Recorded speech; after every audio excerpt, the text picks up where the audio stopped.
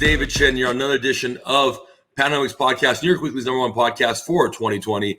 And today we have one of the greatest reporters that I have ever seen from USA Today, Mackenzie Salmon. How are you doing today? I'm good. That intro, geez, now I'm like, I'm good. How are you?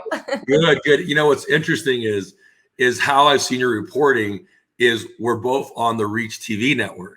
So we're going through the TV shows. We're recording NACL. We're doing the esports segments. You're doing sports segments. So we're always watching and seeing what the leaders are doing, like yourself and USA Today, and really kind of understanding the landscape. So when I really do say that, I really do mean it. It's extremely impressive, some of the things that you've done. I appreciate that a lot. A lot of hours going in, so I appreciate that. Thank you. So tell us a little bit about how you got into the industry. I know that you were with the Hoosiers, right? That's a big thing, and going from there. But how did you get into the industry to become such an amazing reporter? I appreciate that. Of course, Indiana. So I'm a huge Hoosier fan. I actually, funny enough, so I played sports growing up my whole life, and I'm only 5'5". So I knew from the beginning WNBA was not my route. However, still love sports, did basketball, cheer, cross country, track, did it all. So sports have always been a huge part of my life. And thankfully, I was blessed enough to get the opportunity to go to IU. And off the rip, from the beginning, I didn't really know what I wanted to do. I love sports. I love being creative, TV, but I didn't really know how to get in that avenue. And especially with women in sports, growing up, it wasn't really, I guess, what it is today. I feel like now the industry is a lot more open-minded when it comes to women in sports. And you see a lot more athletes now coming out. So it's definitely a lot different than it was when I grew up. And I started off in dental school, funny enough, did that for a little bit, realized it was not the path that I wanted to take in my life, needless to say. And thankfully at IU, they had the program that I wanted, which was broadcast journalism. And what was huge for me, looking back now that I didn't really know at the time, was the opportunity that IU allowed us was Big Ten Student Network. Basically, students got to run the entire broadcast for a Big Ten game. We got to do basketball, cross country. I taught myself field hockey for a game, but those things really helped me to get to step one, which was getting the job I needed. And a lot of my friends, and I guess the other kids I went to school with, they didn't really know that you had to put in the work outside of the classroom to get the job that you wanted in journalism. Any reporter listening to this now probably knows what I'm talking about. It's very easy to get caught up in college and parties and going out and doing stuff, but doing stuff outside of the classroom was huge for me in getting my first job, even in Mississippi. And that was my first job out of college, was the sports videographer in Jackson, Mississippi, covering Ole Miss, Mississippi State. And it was a long 2 years, putting in so many hours covering high school games, the SEC. I got to cover a few different things when I was there, but I got so many good opportunities. Got to cover, like I said, the SEC, some of the best football you can get. And that really helped me to get a lot of practice to kind of what I do today. So my agent at the time, I got an agent in my late term in Mississippi, said there was a job opening for a sports host in New York City with USA Today Sports, and the company I worked for in Mississippi was owned by USA Today. So super easy transition for me. I was basically doing what I do now, but in Mississippi on a smaller scale. So just gradually working my way up to what I'm doing now, getting practice, getting reps, huge for me. That was a long story, but that was an amazing story. You go from Mississippi through the big shining lights of the Big Apple in New York, right? Yep. From doing these Ole Miss games, which Ole Miss, Mississippi, great football teams, all the way up to New York. I mean, that's the dream. I mean, you literally have hit in some amazing facets that when we were younger, it was like I could either get in gaming or sports or movies or one of those, and you were fortunate enough to do it. That's amazing. You know, the one thing that kind of really shot out to me that I really liked hearing was it was very different back in the day, right? It wasn't as open to women in the field, right? Or people of color, or people, you know, that are different or reporting different sports, right? Like ESPN The Ocho, which is now a real thing, and I love, right? Tell me the difference between the struggles that you had then and how much it's open now, so people can be re-encouraged to follow their dreams like you have. I think a great example, even was it last week or a few weeks ago, Maria Taylor herself, the whole Rachel Nichols, Maria Taylor situation. Even though that was a little bit different than, hey, give me a shot at being on the big screen, it was a little bit more deep than that, but still seeing that at the end of the day, Maria Taylor did what she needed to do. and just I don't know how much people read the backstory of it, but seeing stuff like that turn out to be good for Maria Taylor, and I hope Rachel Nichols gets what she wants. I haven't kept up with what she's doing, but just seeing those opportunities open up for women, I think is amazing. First off, but back when I was growing up, I didn't really see a whole lot of that. And pardon me if I'm wrong, if you have, but like growing up, it wasn't really like a whole lot of women in sports media that had personality, I guess you could say. You see Laura Rutledge now giving more of her personality on TV. Maria Taylor, like I said, you see a lot of these women being able to give more of their personality now. And I think it's really helped encourage me to be more open on my show, Sports Seriously, and give a little bit more of my opinion, because when I was in school, a lot of it was very much, you have to report on the final score and what happened in the game. And that's really not what I wanted to do. I knew I had to put in the time in Mississippi to get that way. But for me now, it's more of like, what's the bigger idea of what's going on? Like cause and effect, the snowball effect. This guy got traded, so now this is happening. And I think with social media, it's allowing for a lot more of that. And I hope more girls are feeling comfortable enough to be able to get into this industry, because I started to see a tick early on for that. Like, okay, girls are starting to have a little bit more opportunities. And if I'm confident, if I know what I'm talking about, I think I can get the job where I want to go. So I think confidence has helped a lot over the past few years. Me going and being in this industry, it's just opened up a lot more doors for women. You know what I like about it is the way I look at it is it's not just women, but it's other people. So me as an example, right? Like Shang-Chi is now the #1 movie, and it's got a Chinese superhero, right? I'm Chinese, but I'm 6'5", 280, and people see me and they're like, you can't even be Chinese. There's no way, right? There's no way you could be born in Taiwan to be that high in that way. And I'm like, it just is what it is. I'm sorry. Dang. But my point is, when we grew up, we didn't see people like us trying to do the things that we do. So now in an open world with social media, you're 1,000% right. Little kids can see you doing the things that you did. So almost in a way, a lot of what you've done and a lot of what everyone else has done is innovate. And it's so crazy to even have this discussion in 2021, but we are having this discussion because it is still a distance, and kudos to you for having the courage of getting that done. You have interviewed some amazing people. I was on your social media a couple of weeks ago, and I saw Deon Sanders and I saw Payton. What is one of your most favorite interviews and why? Oh my gosh. Apologies. My collar was flipped on. Yeah, pop that collar. You're good. Honestly, so funny story about Peyton, actually. That's my answer to your questions. Peyton Manning, just because yes, I grew up with him growing up. But funny enough, so Peyton, I interviewed him recently, which was my first, I guess, official interview with him. But I met him, funny enough, in Mississippi. So his family is very well known down there in Mississippi, very tight knit.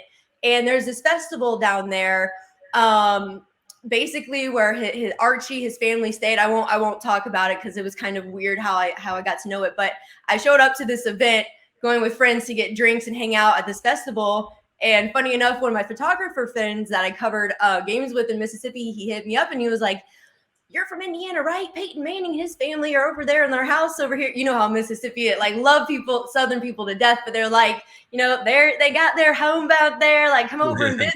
And I'm like, Peyton Manning, what?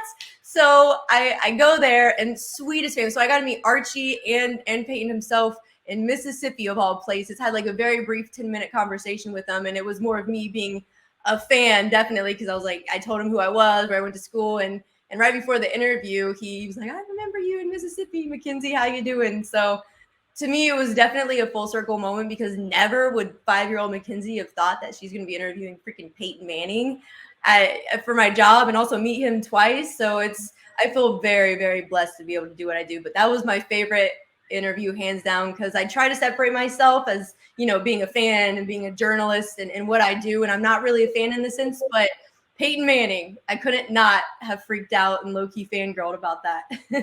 It's so amazing, because you talk about how you came from Indiana and 5-year-old you, and how now all of a sudden you're interviewing Peyton Manning. You met him, now you're interviewing again. Do you ever sit there and say to yourself, is this a dream? Like, when I talk to certain people, like some of our partners, like Urlacher or Rick Barry, who are our business partners, I'm like, what am I doing at Brian Urlacher's house and Rick Barry and talking to them? It's almost, I feel like I have to pinch myself when I wake up. Do you often feel that way when you're doing some of the amazing things that you're doing? I really do. I don't even like saying this because I really am so grateful for what I'm doing. And I get humbled a lot because you know this. We could be sitting behind a desk typing in numbers 9 to 5. And not that there's anything wrong with that, but that's just not who we are as people. Just like they're not media people like us. So to be able to do what I want to do, to be able to interview athletes, there are so many times I wake up and I'm like, oh, this job can be monotonous. I'm interviewing Aaron Rodgers tomorrow. Like, I feel very blessed. And there are a lot of times where, you know, you can take things for granted, but like at the end of the day, I feel so thankful, and I really do try to give back as much as I can, because there are a lot of things I've learned over just doing this job over the past few years that I never could have been taught in school. It's amazing, right? So some of the things that you have learned that you haven't, you know, weren't taught in school. What are some of those things that you can share with the audience so they get a better grasp and understanding of the real world of journalism? Of course. So in my journalism classes, I think the biggest thing that I've learned over the past few years is just being yourself and figuring out timing. So many times looking at your career in college, like, what do I want to do? It's like everyone wants to go straight to ESPN or straight to Fox News, whatever it may be, off the rip. And it's like, unless your daddy works there, it's probably not going to happen. So my biggest lesson for me was kind of just trying to figure out my voice. And you see it all the time in sports. Stephen A. Smith wasn't always Stephen A. Smith until it is now. So you always have to find your voice. You develop, you grow, you start to feel more comfortable. The more you get to know coaches, players, or you see them, that comfortability comes along. But it is definitely stressful because you have to have thick skin in this industry. Definitely timing, thick skin, and having confidence, because people don't like your take. Oh, well, she's only doing this because she wants to get with the athletes, or she just wants money. Like, people throw stuff at you all the time. And I know who I am as a person. I can only move and go off my actions as a person. So have thick skin, be very confident in what you're saying, because people can smell when you're not confident from a mile away. And don't say something you don't know. So confidence, having thick skin, and what was the third one I said? Confidence, thick skin, and knowing everything that you have to do. Yeah. So those are my answers to that. You know what I love about what you just said is it's tough. Like, really when you're out there in the media world, you know, let's talk about sports and nothing else on the politics side, but let's talk about sports in general, right? You have these amazing freak athletes who have done amazing things that you could only dream about, right? The Jerry Maguire moments, the baller moments of your life that you watch as a kid. And all of a sudden you're interviewing them, and then you have to critique some of their play, right? Whether it's esports or gaming or sports in general, you have to critique it. And you have to be very mindful of the person, because they are trying their best and trying to have a take, and still have to interview them and have some sort of relationship. It's a very fine line of respect, right? And it's very difficult, because if you're really, really lucky, you get to talk to them and say, listen, this is why I said it this way, and going from there. And some people, we'll use Kwame as an example, might not necessarily like Steven's take on the way he's doing things, right? So those are some of the changes that are there. Have you ever felt a time where, because you were a female, that you got more discredited than if you made that comment as a male? Oh, absolutely. And like, I would never disclose business, but there have been definitely a lot of jobs where there's been one job where an athlete got taken over me for a hosting job just because they felt like the athletes could relate more to an athlete than a woman. So not saying that it's good or bad, but there have been definitely moments where I've been DM'd or hit up about a take I have. And I'm like, are you serious? Like, someone said that LeBron James isn't a good player. And then I'm getting, you know, so you got to have thick skin. And I feel like you do a really good job with it, especially right now, is just having a conversation. And I think that's the biggest thing, is understanding where athletes are coming from. They got to understand where we're coming from as media, watching them, and it's our job. But trying to find that fine line between having a take and not getting too hurt about it when people hit you up about it. You know, life is life. You got to be confident in what you do. You know what? I love your confidence factor and your self-awareness. It is not an easy thing to do, because for confidence, you have to actually go through, and self-awareness, you have to go through all the negative first. I think a lot of people don't realize that. You have to go through negative and be very real with yourself, and then say, here's what I can do to be better. Here's what I am great at, and here's how I can do it, right? The second thing that I love that you said was, you talk about how you have to know your stuff. You can't just go out there spitting facts against Kevin Durant, and then if KD's like, yo, that's not what it was, then you are going to hear it from KD or on Twitter or whatever else, right? And I love KD, so just put it out there. But my point I'm trying to make is you have to really research. People understand the depths of journalism research. Can you tell the general audience how much in depth and extra hours you're putting in for the passion and love of what you do? Yeah. So I'll give a good example of this. When I moved to Mississippi, wasn't really making much money at all, but I knew the work had to be put in. So typical day, I won't say now because I do a lot of interviews now and it's a little bit different, but like when you have to cover a game, you have to be there to about 2 hours before. You have to have some sort of repertoire with the coach or the team. I think that's the word I'm using the right word, but you got to have some sort of camaraderie between the coaches and the team if you want to be able to get what you want as far as interviews, access. So you should already have that, first of all, which takes hours. You got to go to practices, reach out to coaches, players, get to know the roster, get to know the players. That's only step one. Step two, going to the game, covering the games. You're there 2 hours before the game. Games last about 4 hours. You're there 2 hours after. You're setting up the stand yourself. You don't have a team when you're doing local TV most of the time. Setting it up yourself. Maybe you have a producer. Maybe you don't. You're still doing it 2 hours later. So you're not leaving home till 1, 2 a.m. And then you got to drive home. There would be times where Ole Miss was 2.5 hours away from Jackson, Mississippi, where I lived. So I was on the road till 4 a.m. And this happened a lot of times, like, and those are just, some of the hours that you put in. That's not even including the stories or the videos you're doing on top of just covering games. Thankfully now I have a producer and a team to help me out, but I'm still writing scripts in the morning, shooting. I do a little bit of editing. I have producers that help edit for me now, but there's a lot more on my plate now that I wouldn't have been able to do had I not done those initial first steps in Mississippi. So it's building your way up, and it gets a little bit easier the higher you get up, because scripts do get you get a lot more help with the team, but it's still tons of hours, and you still got to find the fine line between finding your voice and how you want to come across when you get up to higher levels. Not saying I'm anything crazy at USA Today, but getting up to ESPN and Fox Sports, it goes through a lot of looking before that stuff gets put on air. Yeah, 100%, because you don't want to get a defamation lawsuit. You don't want to put the wrong things, and you don't want to sound silly on air, right? Because in a world of memes, in a world of people that can cut and edit, and you say the one wrong thing, you can really go viral in the way that you don't want to, especially if an athlete is tagging you saying you didn't do it the right way. And so I don't think people realize the amount of time to actually go and review the stats and statistics and talk about things in past. It is an beautiful art form. I almost talk about like dancing in the sense where you have to know your steps, but then the crowd will make you adjust it out of nowhere. All of a sudden there's a pop fly, or all of a sudden there's a home run and it wasn't expected. And you have to know your actual knowledge. Yeah. So kudos to you. One thing I loved hearing about it was you had to get home till 4 a.m. People see glitz and glamour, but they don't see you're driving exhausted, tired. Personal life is still there. Still have to wake up the next morning and do all the things you have to do as a human being, keyword human being, and still do those 2 hours. Was there any time where you're like, this might not be for me? Absolutely. And that's another thing they don't really tell you in journalism class, or at least they didn't for me at IU, was it is hard to have relationships. It really is. And I'm not saying that to scare anyone off who's trying to get in this industry, because please do. We need more good journalists. Everyone knows that. But it's hard to have family. It really is, because when you're putting in those hours are hours you're taking away from something else. And of course you can't have too many eggs in one basket, but putting in the time and effort to get to where I am today, there were many times where I thought to myself, like, Lord have mercy, if something doesn't happen, I'm dipping. Like, why do I need Mississippi? Of course people say that, but like, had I left and not done what I did, who knows where I would have been. I could have maybe been working at, making coffee somewhere or something. Being a dentist. What I want to do. Yeah. So there were many times where I thought, I could quit this, but also I'm a religious person. So I'm like, I know I'm here for a reason, and not everyone gets these opportunities that I have. So I'm going to make the best of it. And if there comes a point where another opportunity comes up, I'll deal with it then. But I'm trying I'm not a quitter. So until that time comes, it was just like, just keep waiting. And the timing thing I told you about, timing.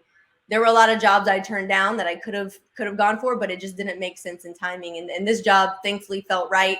Signed the contract actually on my birthday. So I knew it was right for me. And I'm like, hard work finally paying off.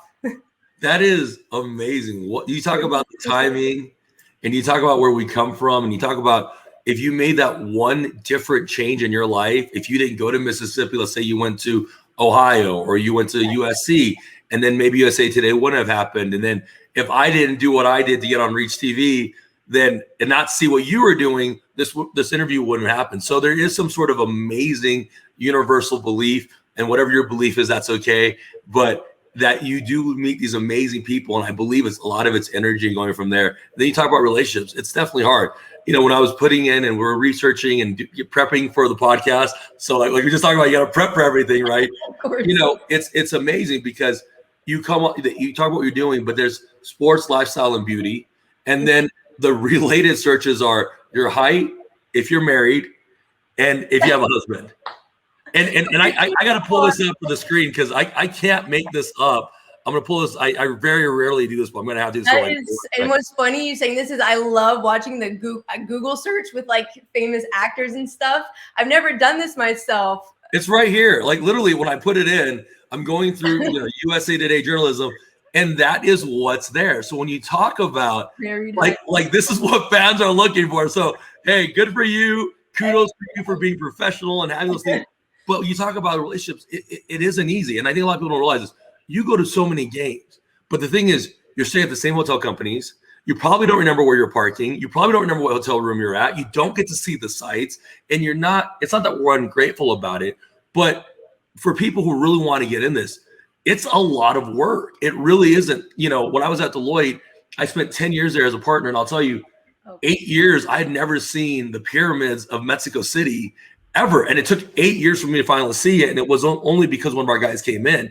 So I can imagine you see all these amazing things, but you don't really get to see and love the city. And it is hard work.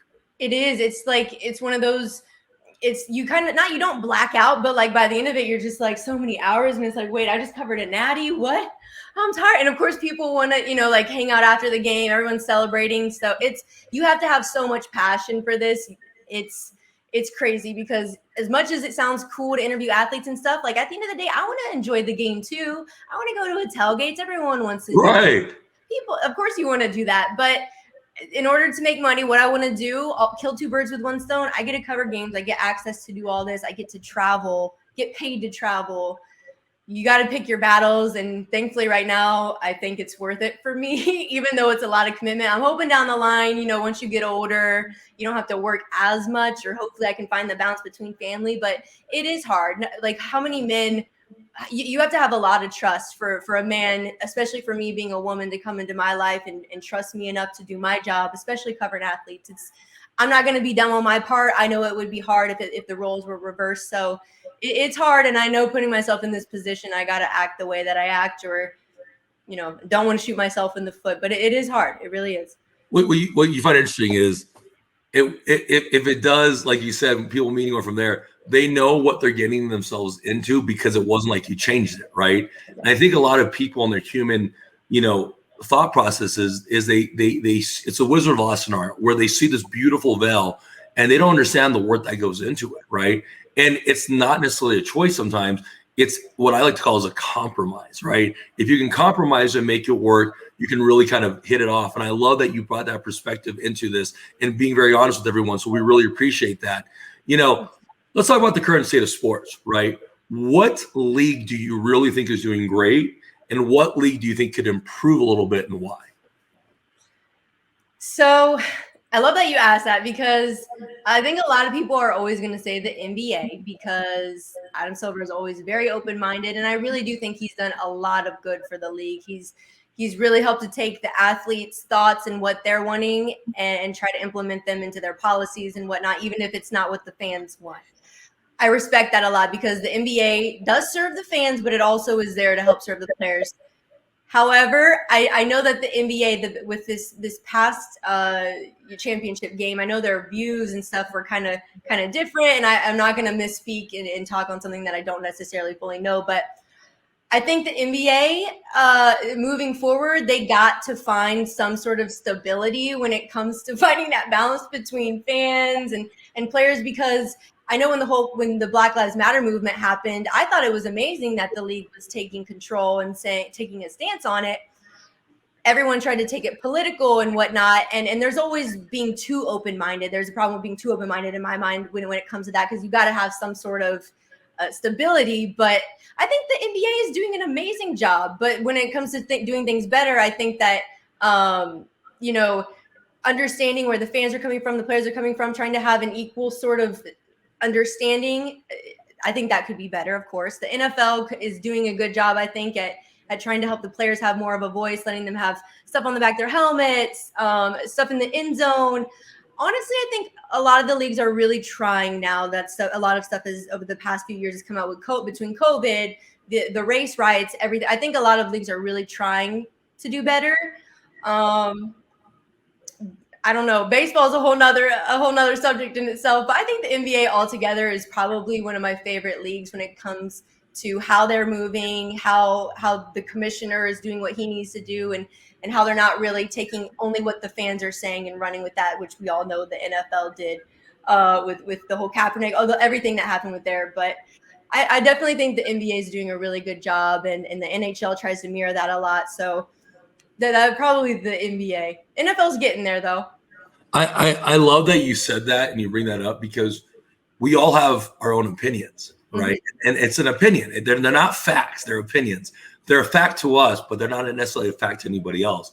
And that's what makes this nation so amazing and sports so amazing, because you have Deon Is, this 7-foot cat, who's sitting there from Greece, and you got a Yao Ming who's 7'5", 7'6", and doing his thing, and all the international, very international, right? And now you're starting to see it in the NFL, and you're starting to see it in golf and tennis, right? Tennis is becoming huge with Naomi Osaka and all these guys. But we all have our own opinions. And what I loved about sports, and I think you did too growing up, was it provided the one thing that two kids from very small towns came from, which was hope. That was it. It was just hope. And so if we get back to, I think, whatever your beliefs are, but keeping them more respectfully and having hope, that's what we're there for, right? I mean, we're not vegging out on a 2-hour movie because we want to do anything else besides vegging out and having the hope of a Marvel hero or werewolves coming in. So I love your perspective on that. I think the NBA has done a fabulous job internationally. I know the NFL is heading that way. I love seeing the turn of tennis and some of these things, but I love the way you think about that. It's 100% true. The other thing is when you, as a reporter who's out there and you're doing all the things that you're putting out there, right? Has there ever been a time where someone sits there and says, "There's no way you're the reporter, I can't let you in"? I don't know if that's happened to me yet, but maybe. Well, I say that because I remember reading an article about Jeremy Lin when he was walking in. He was with the Knicks, and they wouldn't let him in because he was like, they thought he was like some regular guy. He's like, "No, I'm the point guard," and he was like, "No, you're not." And he's like, "Dude, I am the point guard," and they thought he was like a trainer or some fan because of his race. And so to me, I remember reading that article because I'm big Jeremy Lin fans. We're both from the same place, Type A, right? So it was so interesting to kind of see that happening. And I can see it now where like you walk in and people are kind of questioning where you're at, but I'm glad that they haven't done that and going from there. If there's one thing that you can see in reporting more so for females that we could improve on in this world, what would that be? And what would that change you like to see? I just think supporting from afar is going to be the easiest way, because it's really easy to tell a woman when she comes in, especially for me. I can speak to experience. A lot of older gentlemen, journalists, when it comes to like local stuff, it's a lot of older guys, and things change, and they don't want to see a girl coming in taking their spot. Of course, anyone's going to feel threatened when someone else comes in. I would too. Of course, that's a natural thing. But I think what's helped me feel really comfortable is finding friends and colleagues that support me from afar, whether it's reposting my stuff or commenting on my stuff, like, "Hey, this is a great piece," or "We would love to have you on the podcast," just like you're doing. Like it makes people feel so much more welcome. And I know too, when for me personally, like when the riots were going on and stuff, like I knew how hard it was for me being a woman in sports to get into stuff. And I tried to make it a point too, reaching out to my friends of color, like, "Hey, is there anything I can help you with in this industry? If there's anything, that you might need help with. I can't relate to your struggles as a Black woman or a Black man, but I can relate as a woman in sports." And I think trying to find the baseline between whoever it is you're working with in media, that's going to be huge, because it's very competitive in media, even though it's not. I hope that makes sense. And I'm sure you know what I'm saying by that, because everyone's trying to compete for the story. But at the end of the day, we all low key work together because we see each other all the time. So I think the thing that's made me feel most comfortable is exactly what you're doing now. Like people just being really nice, open, hey, we love what you're doing. Really cool. I'll do that in return to you, so just treat women how you would want to be treated. It sounds crazy that someone even has to say that, but letting girls in on the circle when it comes to getting ready in the bullpen before the guys get out and just shooting the crap with the girls on, it'll help a lot. Make her feel like one of the bros. I love that. Sometimes when people make comments towards females, I'm like, your mom didn't slap you for that. Your wife is still with you. Your daughter is not embarrassed by this. Yeah. And in a world of social media, how do you say these things and your mama didn't backhand you? I know. Well, and even the athletes, you want to have you understand that sports are a business and it should be treated as such. But at the end of the day, the world's going to keep spinning and people are dying in other parts of the world. And you're saying bad things about an athlete playing a sport. You're saying something bad about a woman reporter, like grow up. Yeah, you got it. I mean, the perspective really has to exist and you have to be aware of that, and I love that you're doing that too. My last question for you is, if you could give one piece of advice, whether it's business or personal, a positive note towards our audience, what would that be for them to follow their dreams? Make the best of every situation you have, even if you're not where you want to be. Because I look back on my old sports reels that I put out so that jobs could hopefully look at my stuff and try and hire me. But it's a sport reel. It's about a minute piece of what you do, what you have done for your job. So I look back at that and you can just see in my face, I was not that I wasn't happy, but I was nervous. I wasn't getting into it like I try to now. I wasn't passionate, and I really wish I would have taken a different approach back then. Not saying it would have changed where I am today, but I know it would have helped me develop a lot more if I would have just taken ownership of what I'm doing to get to where I need to be. Oh, you, my friend, got your own podcast. I'm going to talk to you about this. It is amazing, but it's true. Taking ownership of yourself and making the best of every situation instead of complaining has a completely different outcome, because we are so blessed. And for our global listeners here that know about it, we're so blessed to even have the opportunity to listen and record in an afternoon and going from there. What a blessing. Mackenzie, can you go ahead and give us your social media so everyone can follow you and your website as well, please? Of course. So you can follow me on Instagram and Twitter. It is and then Mackenzie Salmon, like my name, Mackenzie, and then Salmon, just like the fish. You can follow me on there to kind of keep up with more of my social fun things, but also work. And then if you want solely work, you can always go to usatoday.com/sports or go to our YouTube, and we post everything on there. And I love your social media. You give all the different viewpoints that exist, not just sports. So I try to do super dope that you do that as well. Guys, Mackenzie, thank you so much for your time. For Mackenzie Salmon from USA Today, David Chen, and the whole Patanomics podcast crew, thank you guys so much. Be safe, stay blessed, be positive, and we'll see you guys next week.